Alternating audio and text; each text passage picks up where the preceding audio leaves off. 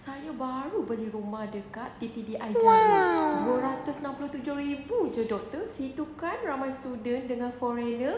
Okey tak doktor? Oh ya ke? Saya ada area dekat sana, satu unit lelong 157,000 je.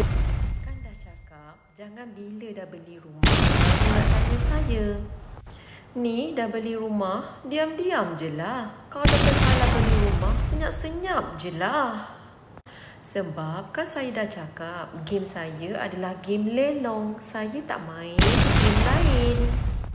Nanti kalau kau dah beli rumah, lepas tu kau baru nak tanya saya, kau juga yang sedih. Kau juga yang makan hati. Kau kan suka kayakan bank.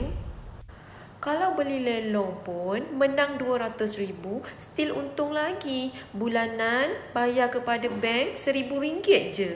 Kalau macam kau beli rumah 260,000 tu, kau tahu tak berapa sebenarnya kau pulangkan kepada bank?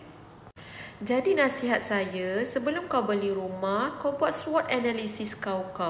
Kita tak beli rumah selagi mana kita tak tahu kawasan yang paling murah sekali.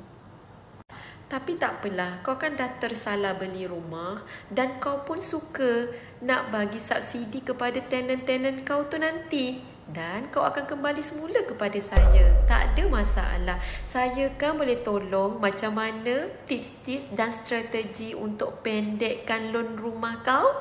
Okey, join Circle Dr. Wani Gold sekarang.